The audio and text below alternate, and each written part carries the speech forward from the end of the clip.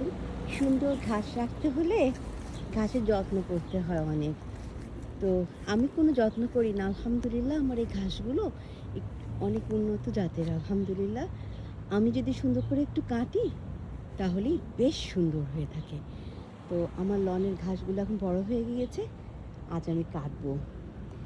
আর এই কাটা জিনিসটাই আমি দেখেছি অনেক পুরুষ মানুষই এমন ভাবখানা করে যে বিশ্বে একটা রকেট সায়েন্সের মতো, মানে সে এমন একটা কিছু জয় করে ফেলছে বা এমন একটা কঠিন কাজ করতেছে, বা মানে সে কি ভয়ঙ্কর কাজ, ঘাম টাম ঝরিয়ে এমন ভাবখানা যে এর চেয়ে কঠিন কাজ মনে হয় কোনো নেই, মানে খুব কমই আছে।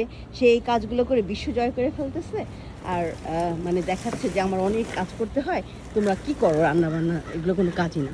তো আমি খালি ভাবতাম, আরে কি কঠিন কাজ, কতক্ষণ পর পর একটা পানি দেই, আরে কত কষ্ট, আর এমন শোটানো হতো। আলহামদুলিল্লাহ, আসলে কি মানুষ না সব কাজ পারে। তো যাই হোক, আমি নিজে খুব ভয় পেতাম যখন এই বাড়িটা কিনেছি। তখন ভাড়াটিয়াই দিত, ঘাস কেটে এত সুন্দর করে রাখতো। তো এরপরে আমি যখন নিজে উঠলাম, আমি চিন্তা করছিলাম কি করব, ঘাস তো অনেক বড় হয়ে গিয়েছে, খুবই চিন্তা করছিলাম। তখন আমি লোক খুঁজছিলাম। তো আমার পাশে যে নেইবারটা থাকে, ও আমাকে বলল, ওর প্রায় 80+ তখন ছিল, এখন তো 85-এর। হ্যাঁ, তো 5 বছর 4 বছর আগের কথা। তো বলল যে তুমি কিনো না, এই কাউকে হায়ার করো না, তুমি একটা একটা লন মোয়িং কিনে নাও।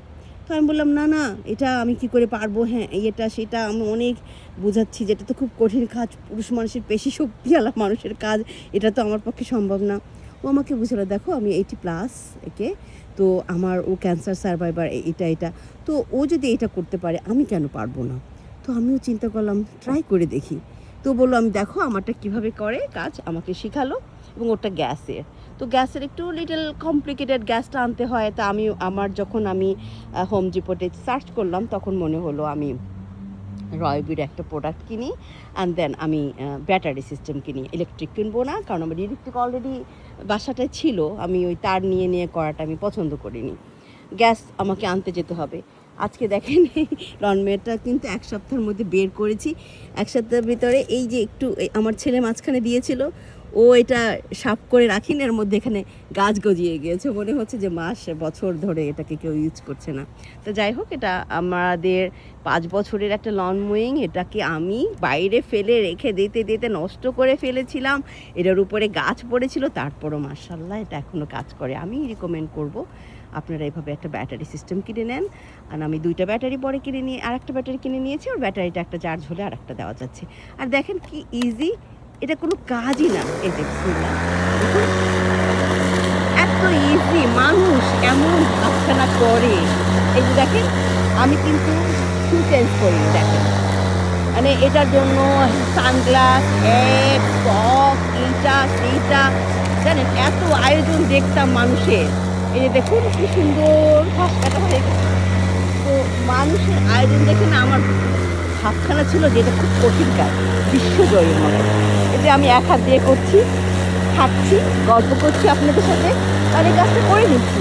আমার কাছে কোনো ব্যাপারই না, ভয়ঙ্কর কিচ্ছু না, আনন্দদায়ক বরঞ্চ। এখানে খুব ভালো লাগে, ওয়েদারটা ভালো থাকলে আরও ভালো লাগে। এটা ছোট্ট একটা এক্সারসাইজ ছাড়া আর কিছুই না। যে দেখুন, এর যে নাচ কষ্ট, এর যে গান গাওয়া কষ্ট, হ্যাঁ মেয়েরা যে রান্না করে এর যে কত কষ্ট। আমাকে এখন এক গাদা হাঁড়ি পাতিল দিয়ে যদি বলে ওটা ধোবা না এইটা কটা, আমি বলবো লন মোয়িং দেবো। এবার আপনারা বলেন, মেয়েরা আপনাদের পরিশ্রমের কাজ আরও বেশি পারে, কিন্তু আপনারা মেয়েদেরকেও এমনভাবে রাখেন যাতে তারা আপনাদের কাজগুলোকে ভয়ঙ্কর হবে। যেমন বাজার করা কোনো ব্যাপারই না। তো সব কাজই আমরা করতে পারি, তার চেয়ে কঠিন কাজটা করি, বাচ্চা টেক কেয়ার করা। হ্যাঁ, তো আলহামদুলিল্লাহ, আপনারা মহিলারা যারা ভাবেন লন-মোয়িং কাজটা অনেক কঠিন, তাদের ক্ষেত্রে আমি বলবো আপনি একবার করে দেখেন, কোনো ব্যাপার নাই। যে আমি করছি এক হাত দিয়ে, আর এক হাত দিয়ে কথা বলছি, খাচ্ছি, শু চেঞ্জ করিনি, এবং আবায়া পরেই করতে পারি। হ্যাঁ, আপনি মাথায় হিজাব, আবায়া এটা পরেও করতে পারেন, ড্রেসও চেঞ্জ করতে পারেন। কমফোর্ট ফিল করতে চাইলে জিন্স পরে করেন, সক্স বা আপনার কি বলে যে এনি ওয়ার্কিং বুট লাগবে না, জাস্ট একটা স্নিকার যথেষ্ট ভালো হলে ভালো, না হলেও কোনো সমস্যা নেই। এই যে দেখুন এটা আমি করে যাচ্ছি। এই যে আমি এভাবে করে 15 মিনিট আধা ঘন্টা করলে পরে আমার একটা শরীরের মধ্যে আনন্দ শুরু হয়ে যাবে। আর বেশি কষ্ট হলে আমার চেয়ার আছে, চেয়ারে একটু বসে রেস্ট নেই। এই যে সামান্য কোথাও বেঁচে গেলে ধাক্কা মারি, হয়ে গেল।